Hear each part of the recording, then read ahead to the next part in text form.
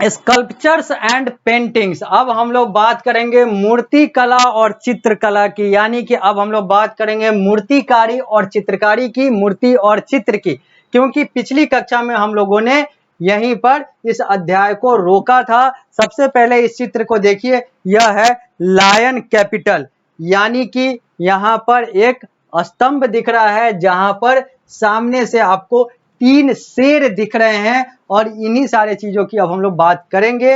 अब बात करते हैं हम लोग मूर्ति कला और चित्रकला की। अंग्रेजी में, इंग्लिश में इसको स्कल्पचर कहते हैं मूर्ति कला को, और पेंटिंग को चित्रकला यानी कि चित्रकारी कहते हैं। तो लिखा हुआ है Ashokan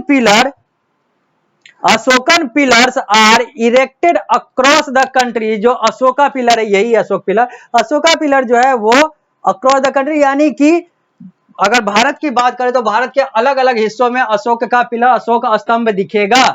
the pillar were made of single stone, यह एक ही पत्थर से बना हुआ है, which was cut shaped and polish, जिसको एक अलग अलग प्रकार दिया गया हुआ है। 3 शेर बनाए गए हुए हैं, बहुत सारी चीजें यहां पर देखी जा सकती है चित्रकारी के तौर पर। We have read about the relevance of the Ashokan addict.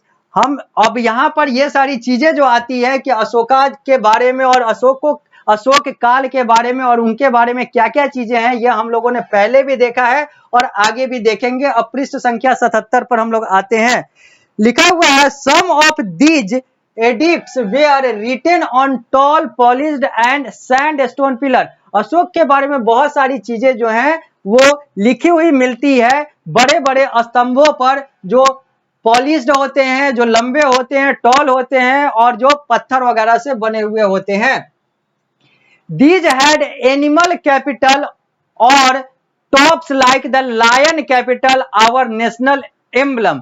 और ये जो है, अगर हम लोग अपने नेशनल एम्बलम की बात करें, अगर हम लोग अपने राष्ट्रीय प्रतीक की बात करें, एम्बलम का मतलब प्रतीक होता है, नेशनल का मतलब राष्ट्रीय होता है। अगर हम लोग भारतीय राष्ट्रीय प्रतीक की बात करें तो उसमें एनिमल कैपिटल, या फिर कहें तो एनिमल का एक नाम है, एक प्रकार है, लायन शेर है, उसका जो है चित्रकारी इस अशोक स्तंभ पर किया गया हुआ है। वो हमारा नेशनल एम्बलम यानी कि भारत का राष्ट्रीय चिन्ह है, प्रतीक है।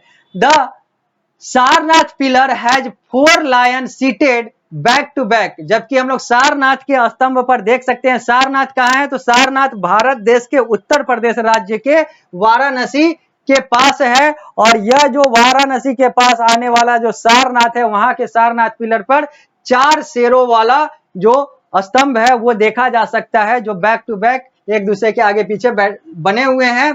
The Mauryan were also good at cutting caves out of hill sides.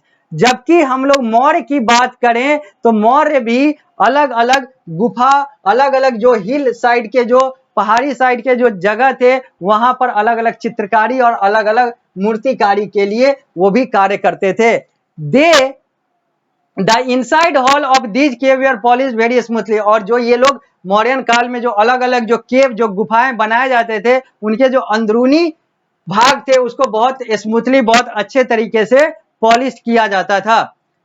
The Gandhara school of art develop during the Kushan. जबकि कुषाण काल में गंधार स्कूल ऑफ आर्ट का आविष्कार हुआ। कला का जो गंधार विद्यालय था, गंधार स्कूल ऑफ आर्ट जिसको कहते हैं, वो कुषाण काल में डेवलप हुआ। It was a combination of both the Greco Roman and Indian style. और इस गांधार स्कूल ऑफ आर्ट में हमें ग्रेको रोमन यानी कि ग्रीक, रोमन और इंडियन स्टाइल, इन सारे चीजों का मिश्रण देखने को मिलता है। Many beautiful sculptures of the Buddha were created using this style. और बहुत सारे ऐसे मूर्तिकारी, मूर्ति कला, सुंदर सुंदर सा मूर्ति जो बुद्धा से जुड़ा हुआ था, यानी कि बौद्ध धर्म से जुड़ा हुआ है, वो भी इसी स्टाइल में, यानी कि गांधार स्कूल ऑफ आर्ट के स्टाइल में, ग्रीको रोमन और इंडियन स्टाइल के मिक्सचर के आधार पर बनाया गया हुआ है। These Buddhist sculptures created by the Maratha school of art were made of red sandstone and looked different। और ये चीजें जो बुद्धिस्ट स्कल्पचर, जो बुद्धिस्ट मूर्तिकारी जो है, वो बनाया गया है मथुरा स्कूल ऑफ आर्ट के द्वारा, जो they are made of red sandstone, वो लाल पत्थरों से बनाया गया हुआ है और वो अलग सा ही दिखता है। और ये है गंधार स्कूल ऑफ आर्ट के द्वारा बनाया गया कलाकृति। और ये जो चित्र है ये महाभारत का है। यह जो चित्र है यहाँ पर पंचतंत्र के जो किस्से हैं जो बनाए गए थे उसका यहाँ पर चित्र दिया गया हुआ है। तो सबसे पहले हम लोग गंधार स्कूल ऑफ आर्ट की बात की है, तो ये चित्र आप देखें। अब हम लोग बात करेंगे लिटरेरी हेरिटेज की, यानी कि जो लेखों वाला जो हमारा धरोहर है, अब उसकी बात करेंगे। यानी कि अलग अलग हम लोग उस धरोहर की बात करेंगे जो हमें लिखित तौर पर हमारे पूर्वजों के द्वारा मिला है, भारत को मिला है। तो इसमें हम लोग वेद की बात करेंगे, क्योंकि वेद जो है, रामायण जो है, महाभारत जो है, ये सब हमारे लिटरेरी धरोहर हैं, यानी कि लिटरेरी हेरिटेज है। अब इन्हीं सारी चीजों की बात करेंगे। यह है महाभारत का चित्र यहाँ पर। तो वही लिखा हुआ है लिटरेरी हेरिटेज के बारे में। India is blessed with a rich literary heritage. India जो है एक बहुत धनी है, बहुत धनवान है अपने लिटरेरी हेरिटेज के आधार पर, यानी कि अपने लेख वाला जो धरोहर है उसके आधार पर भारत जो है वो एक तरीके से यहाँ पर भारत को बहुत ज्यादा इस तरीके से एक संपदा के तौर पर मिला हुआ है। यानी कि यहाँ पर भगवान के द्वारा ब्लेसिंग के तौर पर भारत को एक लिटरेरी हेरिटेज का एक बहुत बड़ा एक धरोहर मिला हुआ है। वही लिखा हुआ है यहाँ पर, the Vedas the earliest literary work are 4 in number. Veda जो माना जाता है कि लिटरेरी वर्क में सबसे पुराना है, वो 4 प्रकार में बटा हुआ है, 4 प्रकार के होते हैं। एक होता है ऋग्वेद, एक होता है यजुर्वेद, एक होता है सामवेद और एक होता है अथर्ववेद। यानी कि वेद जो हमारा अर्लीस्ट या फिर माना जाता है कि सबसे ज्यादा पवित्र, जो हमारा हिंदू धर्म के अनुसार सबसे ज्यादा पवित्र जो पुस्तक है, वो 4 भागों में बटा हुआ है, ऋग्वेद, यजुर्वेद, सामवेद और अथर्ववेद। यानी कि ऋग, यजुर, साम और अथर्व ये 4 प्रकार के वेद हैं। और सबसे पहले अगर ऋग्वेद की बात करें तो Rigveda is a collection of 1028 hymns in Vedic Sanskrit. It was followed by 3 more Veda. Rigveda में 1028 जो मंत्र और मंत्रोच्चारण जो है वो संस्कृत भाषा में लिखे गए हुए हैं। और इसके अलावा जो 3 वेद हैं वो यजुर्वेद, सामवेद और अथर्ववेद है। The great epic the Ramayana and Mahabharata were developed over a period of century. जबकि महाकाव्यों की बात करें तो रामायण और महाभारत जैसे महाकाव्य जो है ये भी सैकड़ों साल में बनाए गए और लिखे गए हुए हैं। The Mahabharata contains about 1 lakh verses and is the longest single poem in the world.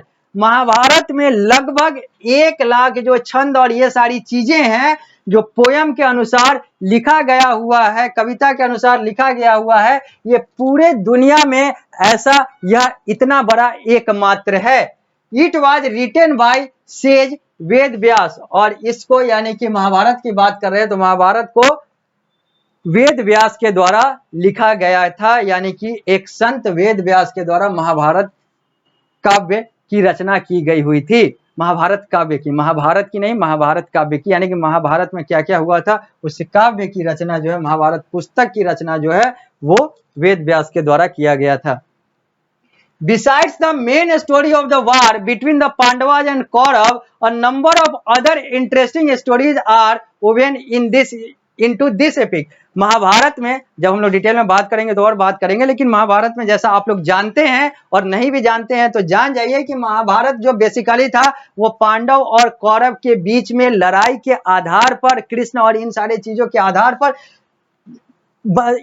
इन सारी चीजों के आधार पर चला था। लेकिन वेद व्यास के द्वारा जो हमें महाभारत काव्य देखने को, पढ़ने को मिलता है, उसमें पांडव कौरव के लड़ाई के अलावा भी बहुत सारे इंटरेस्टिंग स्टोरी, बहुत सारे रोचक कहानी, रोचक तथ्य जो हैं वो लिखे गए हुए हैं, दिए गए हुए हैं। The Ramayana the story of Ram is full of interesting adventure and episodes. जबकि अगर हम लोग दूसरे महाकाव्य की, एक और महाकाव्य की बात करें तो रामायण की बात आती है, जो राम, भगवान राम जो विष्णु के अवतार थे उनके बारे में यहाँ पर लिखा गया हुआ है। इसमें भी बहुत सारे रोचक तथ्य और बहुत सारी चीजें देखने को मिलती है, पढ़ने को मिलती है। The Ramayana, written by Valmiki in Sanskrit, originally consisted of 12,000 verses. Ramayan जो कि संस्कृत भाषा में महर्षि वाल्मीकि के द्वारा लिखा गया था, उसमें शुरू में यानी कि वाल्मीकि के द्वारा इसमें 12,000 छंद और चीजें लिखी गई हुई थी, उसी के आधार पर लिखा गया हुआ था। The number of verses was later increase to 24,000 और ये वर्सेज जो 12,000 से 24,000 बढ़ा दिया गया, शुरू में ओरिजिनली 12,000 था। These two great epic have greatly influenced in Indian society और ये जो दो महाकाव्य जो महाभारत और जो रामायण है, ये भारतीय समाज को बहुत अलग तरीके से, बहुत अच्छे तरीके से प्रभावित करता है, करता रहा है और करता रहेगा। आगे, Even today people often find solace in time of sorrow or trial in these noble writing। आज की बात भी करें तो आज भी बहुत सारे लोग जो हैं जब खाली बैठते हैं, अकेले बैठते हैं, दुख होता है, चिंतन होता है, तो वो इन सारे काव्यों को, महाकाव्यों को या तो पढ़ते हैं या तो इसके आधार पर बने हुए चलचित्र को देखते हैं। अब हम लोग पृष्ठ संख्या 77 से आ रहे हैं पृष्ठ संख्या 78 पर। यहां पर लिखा हुआ है there are a number of religious and secular literature in Sanskrit in this period. बहुत सारे धार्मिक और बहुत सारे धर्मनिरपेक्ष आधार पर बनाए गए, लिखे गए लिटरेचर यानी कि साहित्य वर्ग जो संस्कृत में था इनके काल का, वो भी यहाँ पर और भी बहुत सारे पुस्तक इनके अलावा भी यानी कि रामायण महाभारत वेद के अलावा भी बहुत सारी पुस्तकें हैं, महाकाव्य है, लिटरेरी वर्क है। देयर आर 18 पुराण एंड 108 उपनिषद। 18 पुराण यानी कि 18 पुराण और 108 उपनिषद भी हमारे पास है। Kautilya's Arthashastra and Megasthenes Indica are important sources of information of Mauryan empire. जबकि मौर्यन काल के बारे में जानने के लिए हमारे पास दो और अच्छी पुस्तक लिटरेरी सोर्स हैं, जो कौटिल्य के द्वारा लिखा गया अर्थशास्त्र, कौटिल्य का अर्थशास्त्र और मेगास्टीन का इंदिका है। हर्ष चरित्र बाई बना Bhatt describe important event from the life of Harshvardhan. हालांकि ये सारी बातें हम लोगों ने पिछले अध्याय में भी किया था कि बाण भट्ट के द्वारा, दरबारी जो एक कवि थे हर्षवर्धन के, उनके द्वारा लिखा गया हर्ष चरित्र जो है वो हर्षवर्धन के जीवन के बारे में यानी कि हर्षवर्धन की जीवनी है जो हर्षवर्धन के जीवन के बारे में बताता है। अभी हम लोग को और भी बहुत सारी बातें इस अध्याय में करनी है, इस पॉइंट में भी करनी है। इन सारे चीजों को करने के लिए हम लोग को मिलना होगा अगली कक्षा में। जब हम लोग अगली कक्षा में आएंगे तो इस अध्याय को यहीं से आगे बढ़ाएंगे। इस कक्षा को हम लोग देते हैं यहीं पर विराम, मिलते हैं अगली कक्षा में।